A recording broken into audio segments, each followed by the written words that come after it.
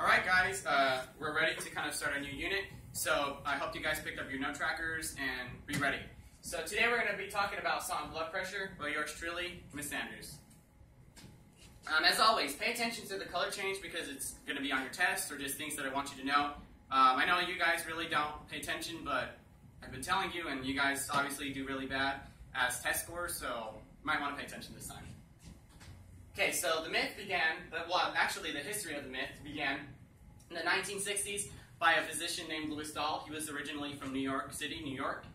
He was the first one who did any studies on humans. He recorded information whenever he did his studies in the 1960s, but they didn't correlate with each other, so therefore he could not prove that salt affects blood pressure at the time. So that's how the myth originally began, and it went on until the early 2000s. An article by Taubes states flimsy evidence was implicating salt as a cause of hypertension. So it kind of was there, but not really there. So that's how the myth began. How it began and spread. So it originally began by the government. I know I said it began by Louis Dahl, but that's where kind of salt and blood pressure correlation started. But originally began by government and health organizations. They were the first ones, since no significant research was recorded. They're like, yeah, we can eat as much salt as we want now, put a whole can of freaking salt on Kentucky Fried Chicken.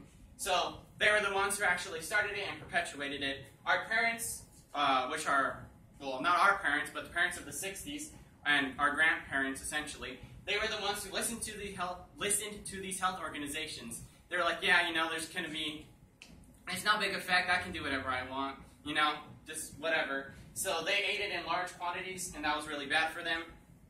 It was then passed down to our generation, so to our parents and everything, until more case studies and more research was done in the early 2000s as technology improved, and that kind of stated that there is an effect of salt and blood pressure, and it was proved incorrect. So how the myth is false. Today I'm going to be talking about three things. I'm going to be talking about blood pressure, obviously, because this is salt and how it affects blood pressure, arteries and vessels, and left ventricle mass thickness. As always, take out your note trackers that you guys picked up today before I started, and as always, like I've been saying, I will not do anything if there's no participation, because this hour really doesn't answer the questions and doesn't participate. So if I don't see you guys participating, I'm just going to freaking go through all the slides, and you can get your notes from Google Classroom. So we're going to start off with blood pressure. So blood pressure is said to be, by Dr. Ryan in a case study, that salt causes your body to hold on to water. So as we just learned in this last study with the kidney, our kidneys excrete water and they collect any kind of waste. So whenever large amounts of salt are in the kidneys, it really inhibits that function, so therefore it really can't happen. The body cannot excrete water from the body easily, and it just really is harmful for the body, and it causes hypertension, which is known as blood pressure. So whenever there is a lot of water, it kind of increases the force in the body, which that's not supposed to be there. It's supposed to be kind of equilibrium, and that's not there. So it increases our blood pressure kind of high, which is really chronic. As we know, our normal blood pressure is between 120 over 80 and 140 over 90. Anything above or anything lower is just really harmful for the body, and we should know that. And if it's anywhere where it's not supposed to be, you should consult a doctor, because I don't want you dying in my classroom.